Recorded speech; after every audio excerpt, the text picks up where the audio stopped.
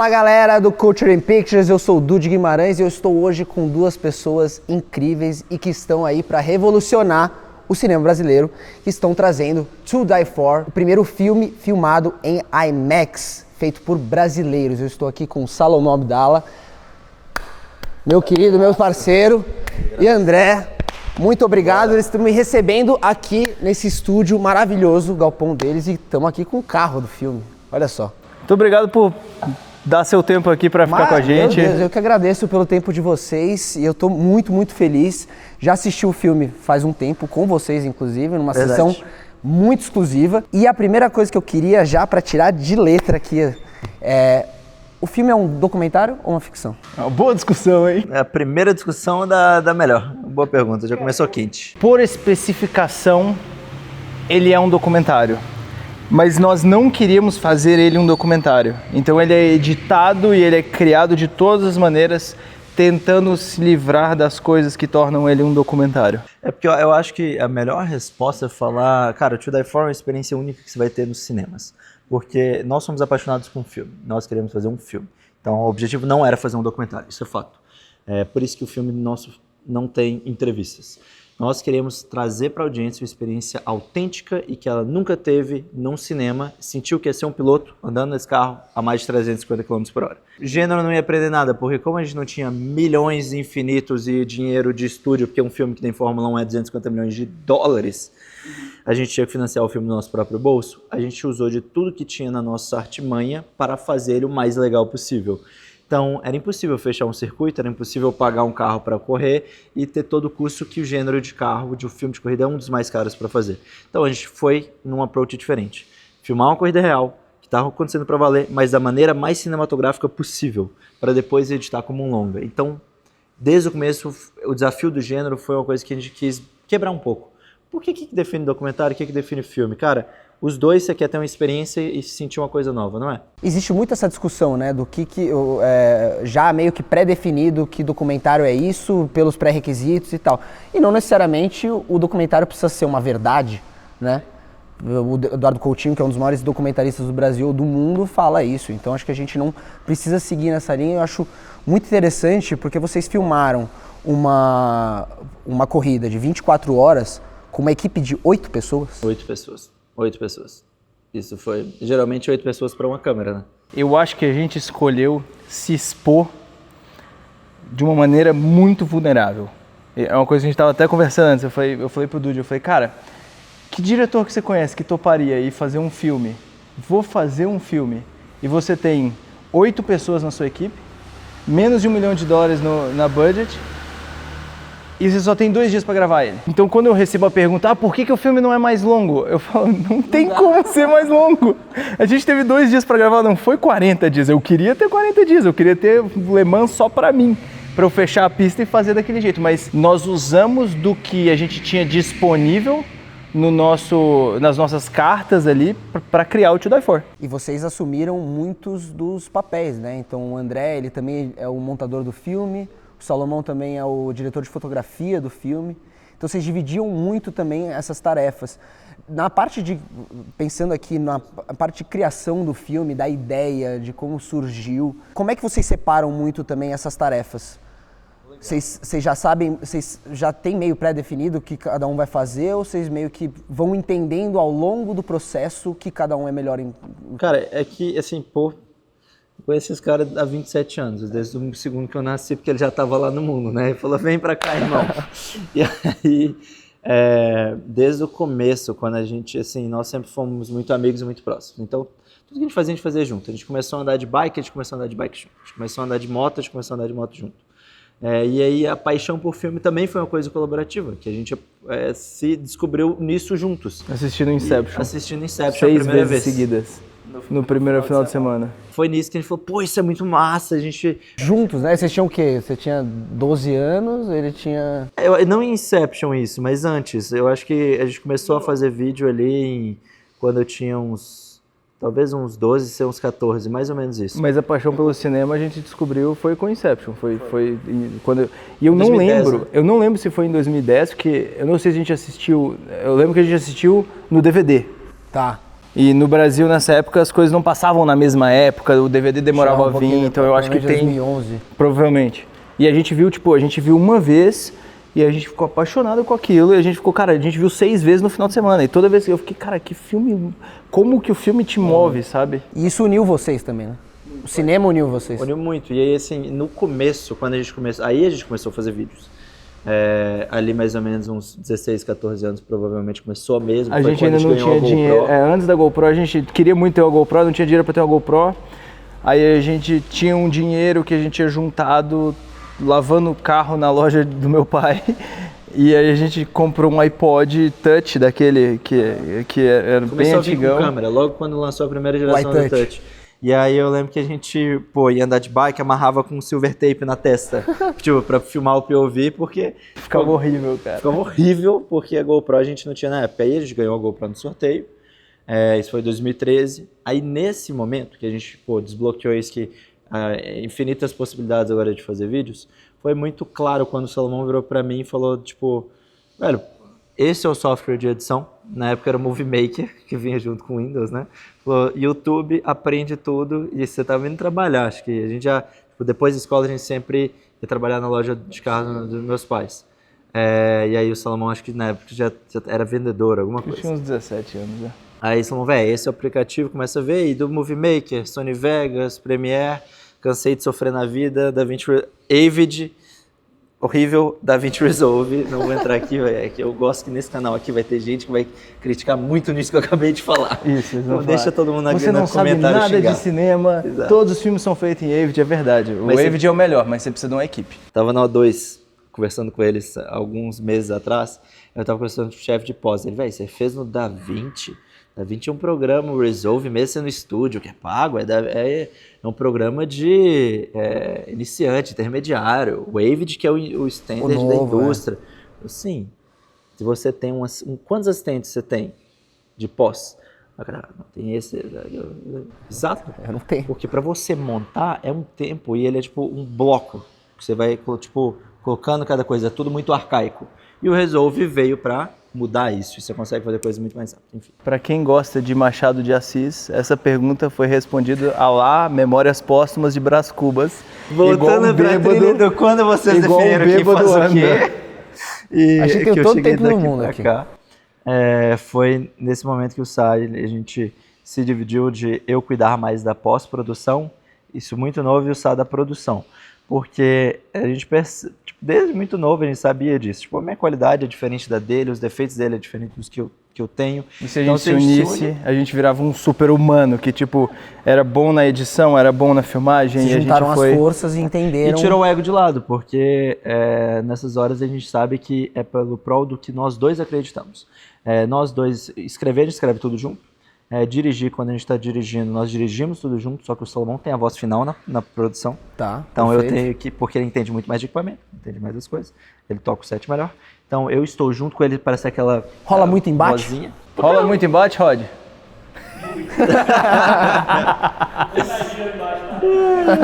É muito bom, rola um embate e tal, começa a dar uma discussão, aí você dá a cartada, a voz final é minha, fica quieto, a gente vai fazer isso. E aí eu falo, tá bom, me prova. Aí ele prova, você tinha razão, não tem problema, o seu shot ficou melhor e ficou melhor assim.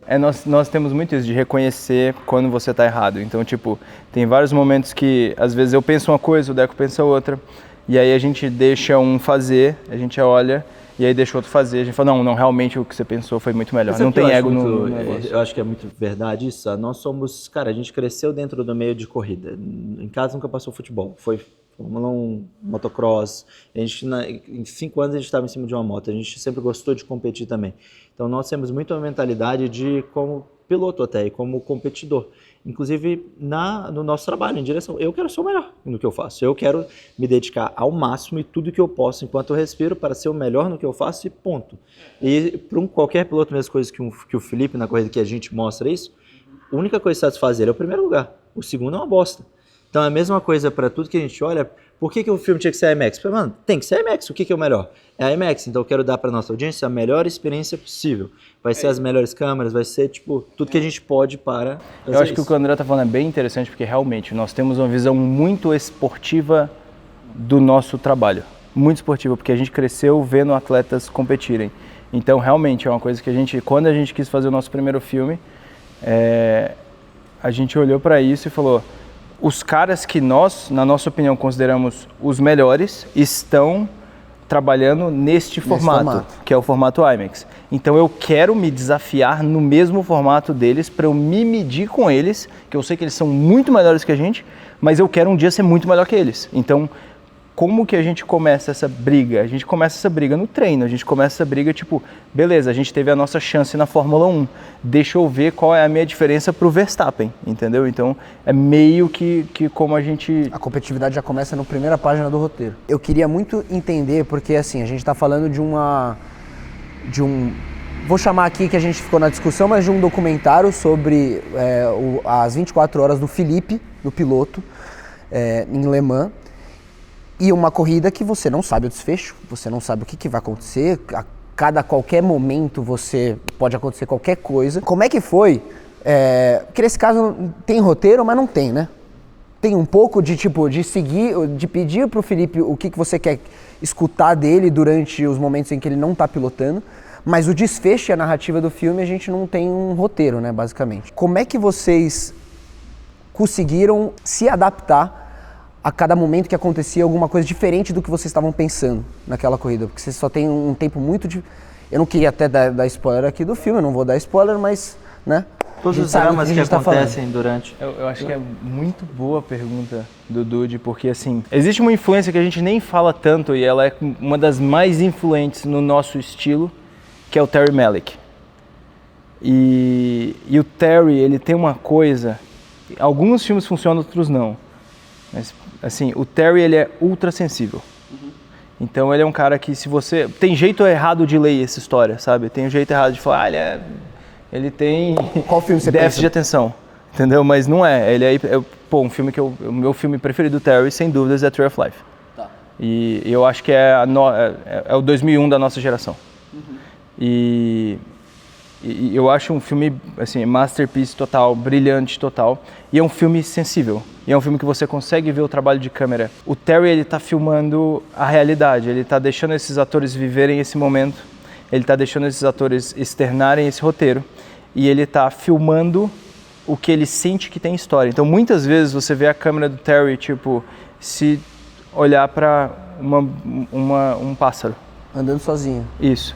E completamente ter sua própria vida. E isso é uma coisa que, se você olhar toda a nossa carreira, até antes de To Die For, tipo, tudo que a gente fez no mundo publicitário, tem muito disso, tem muito dessa hipersensibilidade de entender a história que está acontecendo. Então, quando a gente foi fazer o To Die For, apesar dele ser uma coisa que é uma missão impossível, entre aspas, porque você tem 2 dias para gravar um filme, você só tem 8 pessoas, você tem um orçamento super limitado, nós estávamos meio que nos sentindo no meio que a gente sabe jogar muito bem, que é a pista. Que é a pista, e o mundo real é a realidade ali, que a gente sabia o seguinte, isso foi uma coisa que a gente conversou com a equipe inteira, todo mundo tem que ser hipersensível com a câmera.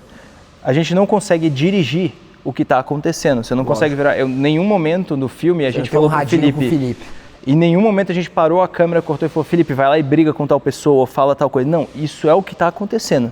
Então, o nosso objetivo com a câmera na mão, e a gente tinha 6 operadores de câmera, né, eu e o Deco mais 4, é que você consiga ver a história que está acontecendo na frente da sua câmera e captar ela da melhor maneira, da maneira mais cinemática possível. Então, por exemplo, com o Felipe, sou eu que estou com o Felipe o tempo inteiro. Com o Felipe, eu estava sempre preocupado com o que eu, como audiência, estou vendo nesse momento. O que eu estou entendendo como personagem. Então você tem muitos momentos interessantes do filme. O momento que o menino pede uma foto e o outro pede o boné, ele fala não. Isso é construção de personagem. Se eu não estivesse gravando esse momento, parece um momento bobo. Mas é um excelente momento. É um trechinho mínimo para você já conhecer ele um pouco. Exatamente. E aí você tem uma coisa que assim, o nosso grande medo é o tanto que você está se comprometendo. Porque se você escolhe fazer uma cena muito bonita, você está deixando às vezes de captar outras histórias que estão acontecendo, porque você só tem 6 ângulos de visão dessa história. Então, por exemplo, o André tem um shot que é um dos shots mais falados do filme, que é o shot do pit stop, onde tem uma câmera superior olhando para baixo, e aí o carro entra no pit stop e você vê todo esse movimento, que é um balé acontecendo ali, em slow motion. É um shot de uns 2, 3 minutos, né? Um shot super longo. Aí você fala, cara, que shot maravilhoso. Para esse shot existir, existem algumas complicações. Número 1, nós nunca temos informação da equipe quando o carro do Felipe vai entrar para o box, porque isso é completamente confidencial. A equipe está tentando ganhar a corrida, ela não está ligando para filme. Tá cagando pro filme, né? Então, o André precisa montar o seu equipamento e esperar o momento que o carro vai vir. No momento, estava no safety car. O carro estava gastando pouco combustível. Demorou 3 horas para o carro entrar para o safety car. Então, por 3 horas, o André ficou parado, com a câmera dele apontada para baixo, ligada, gastando bateria. Então, a gente tem um número máximo de baterias. A gente tem que rodar por 24 horas. Não é nem 24 horas, porque a gente filma antes e depois também. Então, a gente tem que rodar ali por 36 horas em bateria, e você gastou a bateria, cara, você está queimando suas baterias, então você tem que tomar cuidado com isso também.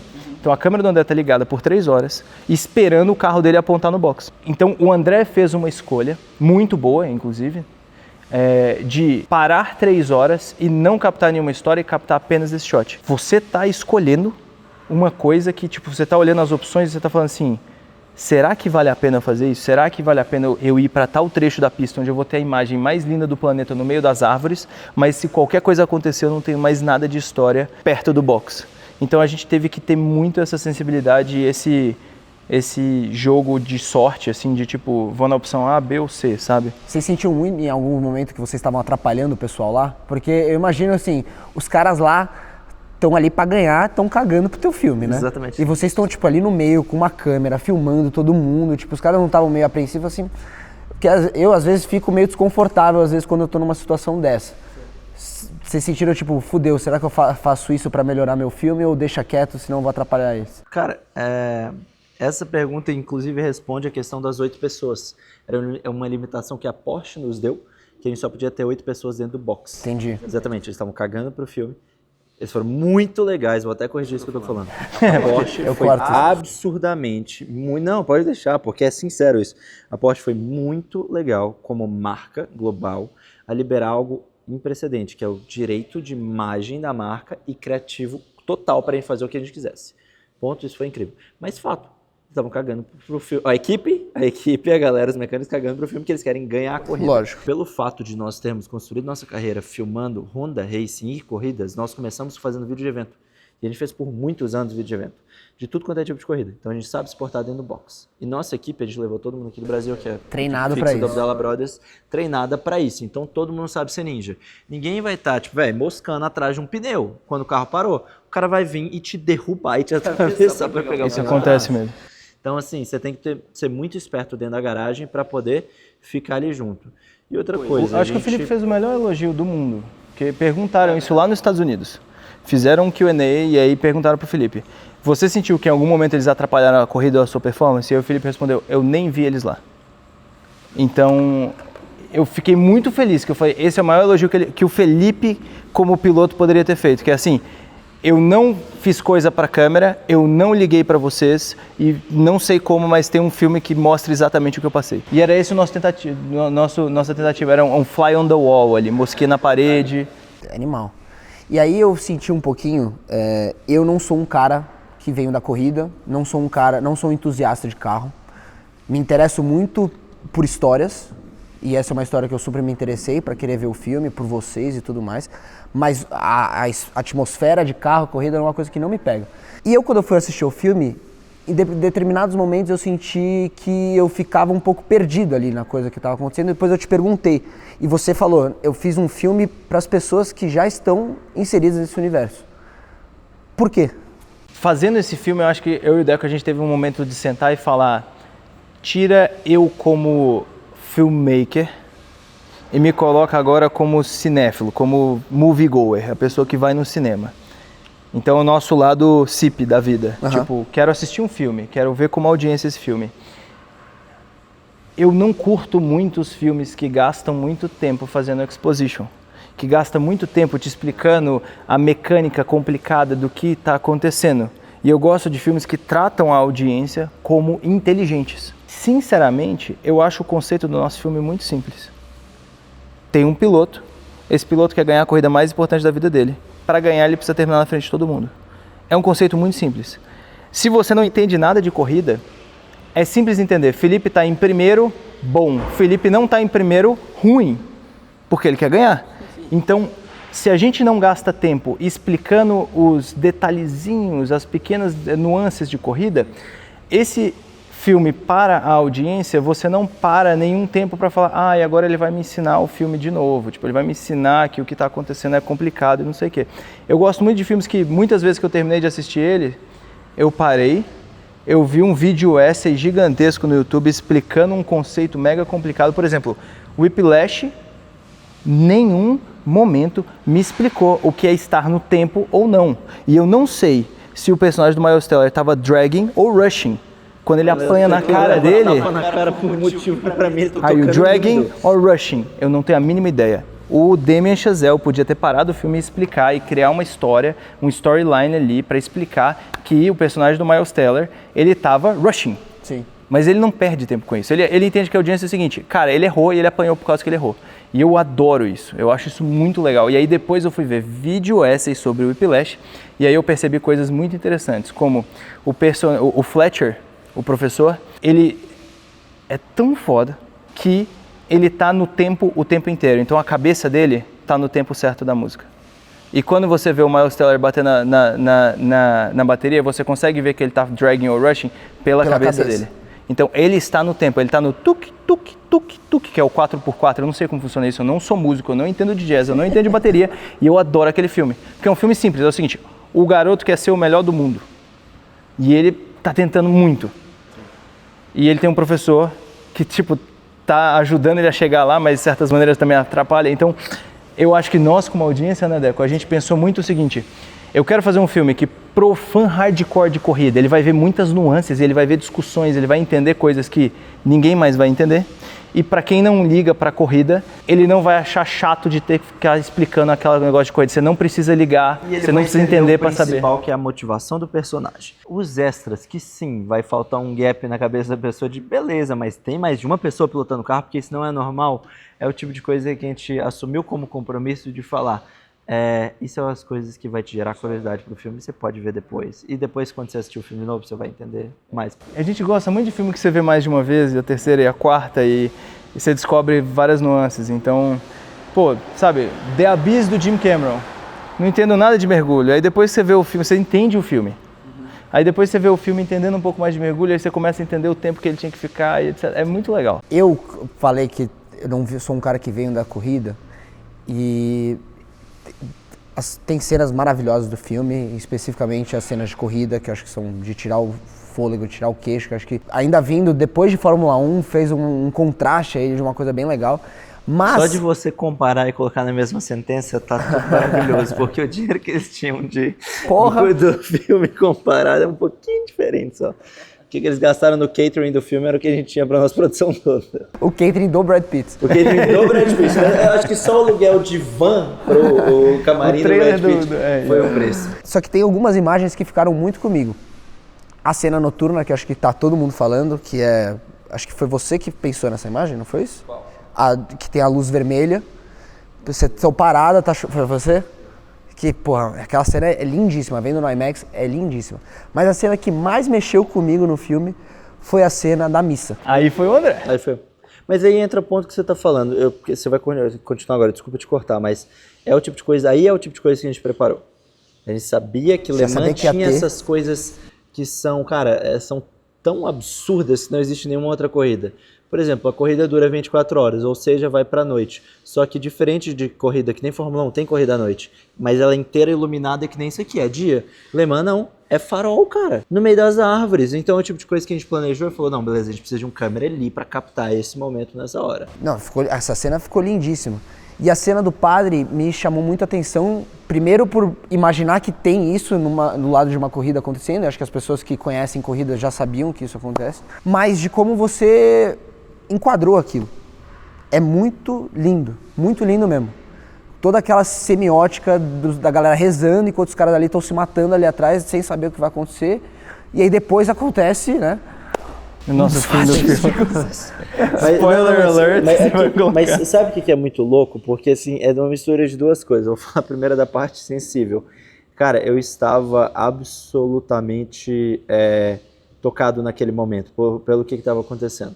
Porque pra mim foi uma das cenas mais insanas que eu já vi também pessoalmente. Eu que gravei todos aqueles takes. Cara, tipo, é tão espiritual você pensar, tipo, aqueles padres ali fazendo o serviço, fazendo a missa, cara, preparando uma santa ceia, velho. Com criança, pra galera, né? com criança, e as crianças indo lá, toda bonitinha, uniformizada, devotando o seu tempo a Deus ali, enquanto as pessoas estão correndo, pra também pedir a Deus cuidar dos pilotos que estão ali. Cara, eu até arrepio de pensar nisso, porque era uma coisa que quando eu descobri, e isso eu descobri num blog, porque pesquisa na internet, não tem imagem disso. Foi a primeira vez, inclusive, em filme, o documentário que mostra a ceia. E a ceia, e essa parte que tem a missa, acontece desde a primeira alemã. Ou seja, há mais de 100 anos acontece isso todo ano. Os padres vão lá e rezam pelos pilotos, cara. É muito louco isso. Só que assim, aí entra a segunda parte, que aí é a parte mais engraçada. Como era só eu gravando isso... O Deco descobriu isso. Eu acho que é importante fazer uma pausa no que o André tá falando, porque assim... A espiritualidade de Le Mans é uma coisa absurda. Tipo, existe uma frase muito famosa em Le Mans que fala: você não ganha Le Mans, Le Mans permite você vencer. Então já começa aí. E aí tem esses lugares meio cultos que, tipo, é o lugar que manda, né? É o lugar que manda, porque é uma corrida que você pode ter o carro mais rápido, você pode ser o piloto mais rápido, e na última volta aconteceu com o Fernando Alonso com o carro mais rápido, o piloto mais rápido, parar na última volta o carro e ele não vencer a corrida. Então, assim, é uma corrida que depende muito do destino querer que você vença também. E é por isso que eles falam que Le Mans permite você vencer. E aí o André descobriu sobre a missa católica que acontece, a ceia, que é uma coisa incrível e que a gente nunca viu isso em nenhum circuito do mundo. Parar para tomar tempo para fazer isso, a gente não tinha visto isso em nenhum filme de Le Mans que a gente assistiu até hoje, então a gente achou que isso era super especial. E o Deco falou: cara, eu quero captar isso, até porque existe um backstory de Le Mans, que ela é uma das corridas mais mortais da história também. Ela tem um acidente em 1970 ou 80? Não, acho que foi um pouco mais cedo. Com a Mercedes. Na época que a Mercedes fez um carro inteiro de magnésio, um chassi inteiro de magnésio muito incrível. E esse carro perde o controle ali na reta de Le Mans da arquibancada. Ele entra com o carro dentro da arquibancada, ele mata mais de 70 pessoas. Parece que tiveram mais de 15 pessoas foram degoladas pelo capô do carro que saiu voando e saiu cortando pessoas. É um acidente horrível. Esse acidente entra, ele pega fogo no carro, porque o chassi é de magnésio, ele pega fogo por horas, com as pessoas tentando sair, evacuando, e a prova não foi parada. Então, é uma história de arrepiar, assim, ela é uma história muito pesada. Foi tão pesada que a Mercedes saiu do mundo das corridas definitivamente, nunca mais correu, e só voltou na Fórmula 1 com o Hamilton, com o Schumacher, né? E depois o Hamilton. Foi assim, foi tipo 40 anos de tempo de não vamos correr por causa desse acidente. Então, existe uma espiritualidade em Le Mans muito grande. O André foi ultra sensível de buscar essa história, descobrir isso, e aí o André falou: eu quero gravar isso. E foi o momento que a gente estava mais cansado na madrugada, que a gente, tipo assim, cara, você já está acordado há, tipo, mais de 24 horas, a corrida está acontecendo, os carros estão sempre ali rodando e rodando, porque é um gladiador moderno, cara, eles estão ali rodando em círculos por 24 horas. Mas o mais engraçado foi o seguinte: eu tinha que gravar. É lindo falar isso tudo que a gente tá falando. Mas, mano, tava rolando uma missa, bro. Eu tava assim no padre, tá ligado? Tipo, na hora que você tá vendo o padre na missa, E os eu tô caras não assim, sabem a que tá galera rolando tá um filme, atrás. né? Os caras não sabem que estão rolando Não, um o André filme. falou com eles, o André foi muito respeitoso, pediu autorização e eles Eu deixaram. falei com eles: gente, a gente tá gravando um filme aqui em Le Mans, eu queria mostrar essa cena porque eu nunca vi. Eu posso gravar vocês? Eles podem, tudo bem, mas, mano, eu tava, tipo assim, de um lado pro outro e outro, é tudo com a mesma lente, não dava pra trocar. Eu tive que ir com a câmera na mão, e aí o que é close é eu muito perto, o que é mais aberto é só porque eu dei um passo pra trás, mas eu tô ali na frente de todo mundo, pega coisa, mostra o menino pegando o pão. Porque a gente veio do mundo de eventos, a gente sabe fazer isso sendo respeitoso, não sendo completamente Animal. sem noção. Faz muita diferença. E eu acho que é a parte mais especial do filme. Eu acho que o terceiro ato do filme, eu acho que ele deixa de ser filme de corrida, sabe? Tipo assim, ele completamente, a gente não tá falando mais de filme de corrida, a gente tá falando de um filme de um artista obcecado e que o cara tá tentando atingir tudo na vida dele e você Essa tem paixão, de toda essa religião que existe dentro da corrida, né? Mas você falou uma coisa aqui, tipo, por exemplo, você fica um pouco do estilo de que a gente não explica demais as coisas. Isso eu faço muito também na montagem, porque percebe que a única hora que você vê ele entrando a hora que ele entra dentro do trailer dele, e como que é o trailer, que depois ele dorme, ele medita, tipo, cada vez que ele vai voltando, vai diminuindo. E assim, eu faço isso muito quando eu fui montando, eu falei, cara, por que eu vou te mostrar ele abrindo a porta de novo? Eu vou mostrar ele, tipo, meditando, eu vou mostrar ele saindo do trailer, como é que ele faz pra sair do trailer pra ir de volta mostrar ele indo no banheiro, entendeu? Exato, tipo, pra que eu vou mostrar ele saindo do trailer e voltando pra corrida? No corte do filme ali, quando você já tá mais adentro, acabando o segundo ato do filme, é um corte de ele deitado, parede de macacão full, já discutindo com o cara. Você vai manter ele dentro do carro? Você associa tudo o que aconteceu, porque você já está andando junto com o personagem o tempo todo. Então, eu acho que isso é muito legal, porque chega um momento que aí quebra a questão também do gênero, seja filme, seja documentário, ou seja filme de corrida também. Porque nesse final, que é isso que desconecta. Porque você está mostrando um padre num contexto do que está acontecendo. Porque no filme como todos, você se entregando, ali agora a partir do momento que ele vai virar uma experiência. Sabe? É o juxtaposition do sagrado que está acontecendo ali e a ira do Felipe em vencer. É a coisa do sobrenatural com o natural e real, né? Uma junção das duas coisas muito, tem, muito inclusive, interessante. pit stop que é no rádio só, e eu nem mostro o carro mais entrando ou trocando pneu, porque pra quê? É muito mais da hora. Não, agora o filme ele chegou num nível que, tipo, isso a gente gosta muito, né? Esses filmes que pega a audiência, ele te ensina a engatinhar, a andar e agora nós estamos correndo. O final do filme é então, correndo. Pra que eu vou mostrar, por exemplo, na parte final do filme ali que você tá dentro, você já teve boxes muito legais, teve essa cena incrível de cima, teve uma cena maravilhosa lateral que é o fazendo o pit stop, umas cenas muito lindas. O Felipe entrou pro box, você tá no momento decisivo, ele tá dirigindo o carro mais rápido da pista, batendo recorde e alcançando o pelotão da frente. Pra que eu vou mostrar um pneu trocando em vez de ficar com ele e ele ali conversando com o cara, fazendo assim, discutindo sobre o pneu? Lógico. Mano, isso é importante, não é mais o pneu que tá trocando atrás, sai, vai embora. É muito mais importante mostrar o fato de que ele não estava vendo nada enquanto ele estava virando as voltas mais rápidas da pista. Que aí você vê quando o cara remove a película assim, e você vê todo mundo sem fazer... Tipo, caraca, não dava pra ver nada mesmo, tipo... Com o filme pronto agora, você pensa em alguma coisa que você teria feito diferente, que dava pra ter feito, que você decidiu, que você acha que... Pra vocês dois, né, a pergunta. Cara, sim, sendo muito sincero, não, porque como a gente teve, assim, acho que o cinema independente é muito difícil porque é complicado de você conseguir fazer ele chegar no cinema. Então, foram um processo de quase 1 ano e meio para conseguir ele chegar nessas telas. Só que esse 1 ano e meio não ficou com o filme parado. O filme estava a versão final, só que a gente ficou esse 1 ano e meio mexendo em muita coisa. Aí a gente conseguiu trazer o Color da Light Iron, a gente mexeu no som 1 milhão de vezes. Marcelo Guerreiro, que é o nosso mixer brasileiro também, uma lenda, trabalhou comigo 1 ano e meio. Assim, eu tô falando sem zoeira. Toda semana a gente encontrando e fazendo coisas diferentes, às vezes passando dias mexendo seguidos, depois do filme pronto. As duas últimas coisas que foram feitas foi o color grading lá em Los Angeles, na Light Iron, que a gente olhou pro filme tantas vezes e falou, ele merece... A gente não queria esses filmes modernos, look Netflix, que são flat. A gente queria um filme que tivesse comunicação de cor, que você visse contraste e você lembrasse disso. Então hoje, quando todo mundo sai do filme falando, cara, aquela cena da chuva, eu falo, era isso que a gente queria gerar na audiência, sabe? O filme ficar com você. Então, isso foi a última coisa feita e depois a versão nacional que ficou pronta há semanas atrás. Então a gente fez tudo o que a gente queria fazer. Agora eu queria ouvir de vocês o futuro, próximos desafios da To Die For, porque agora vocês lançaram nos cinemas, estão para lançar nos cinemas, mas eu sei que tem muito ainda a percorrer, tem muita coisa para acontecer, e quero saber se vocês têm já algum projeto encaminhado para vir depois de To Die For. Primeiro, To Die For, o que é incrível e acho que a realização do nosso sonho é a gente conseguir colocar ele na tela de cinema, a primeira coisa, que ele está passando em tela de cinemas. E o segundo, que é mais louco ainda, é que ele está com um apetite global. Tem muitos, a gente lançou nos Estados Unidos, agora nós estamos fazendo a solicitação para cinema tradicional dos Estados Unidos para abrir nos Estados Unidos, Canadá todo, reestruturando isso. A gente já está com conversas para levar para a Inglaterra, Austrália, Japão, Índia é um país muito solicitado também, México é outro muito solicitado.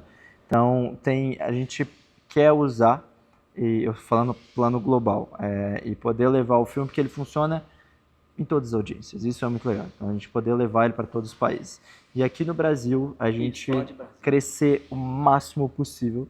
A gente está usando tudo que a gente tem mais um pouco, seja de amigos, seja de contato, seja de divulgação. Você aqui, muito obrigado por estar aqui, porque eu acho que é uma coisa muito importante. O Sá tem falado isso muito. Mercados que têm aberto o olho para o próprio cinema, de não só no que é nichado geralmente no seu país, mas fazer coisas de entretenimento e gerar informação interna de que a gente está bem próximo, por exemplo, com a IMAX lá fora. Hoje em dia, o maior filme do ano não é Devoradores de Estrela. É um filme chinês que chama Pegasus 3, um filme de corrida também. Ele está 100 milhões de dólares na frente do Devoradores de Estrela. E ano passado foi também um filme chinês, o maior filme do ano. Exatamente. E por que isso acontece? Não é porque ele é o filme mais visto no planeta inteiro.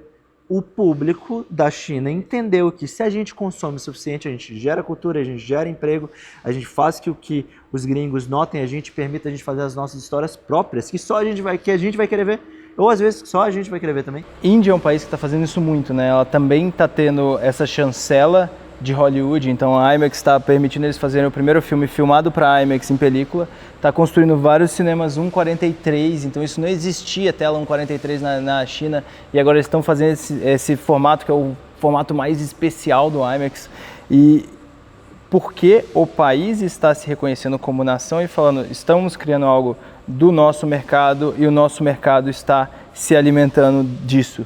Tem muita coisa educacional para mudar, né? E isso é muito legal. O gosto é construído, tá ligado? Você não nasce gostando das coisas. Então leis também que ajudam os próprios cinema brasileiro a fluir. E ó, a gente vai perder os brasileiros talentosos aqui pra gringa, viu? Vocês ficam espertos. Não, a gente quer crescer e fazer muita coisa aqui. Por isso que é pessoal o lançamento no Brasil. Falou, mano, o lançamento do Brasil tem que ser bom. Lá de fora. Lá de fora foi muito bom.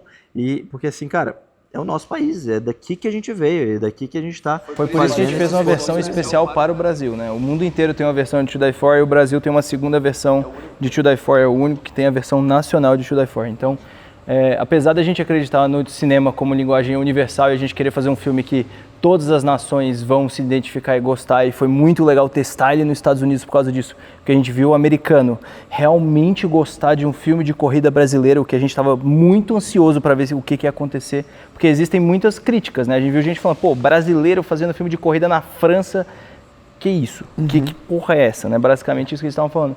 E ver como o cinema funciona como linguagem universal, porque a gente estreou o filme lá, a gente recebeu muitos reviews, Letterboxd, Rotten Tomatoes, e a gente parou para ler e falou, cara, o americano gostou do filme, ele gostou do filme como um filme de corrida, ele gostou do filme como uma experiência no cinema, ele falou do filme como um dos melhores filmes de som que eles viram no IMAX, experiência de cinema, então foi muito especial ver isso, porque assim, beleza, o filme como linguagem universal funciona, mas para vir para o nosso país a gente quer uma coisa especial.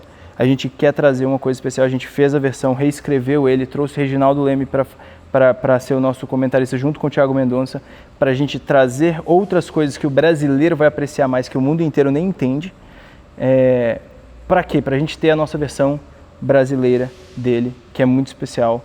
E aí eu acho que a gente entrou e a Hollywood deu uma chancela para o cinema brasileiro muito grande agora de permitir um filme pequeno como To Die For, um filme independente, um filme de corrida brasileiro, que não é o gênero padrão do nosso país, ser o primeiro filme IMAX do país, sabe?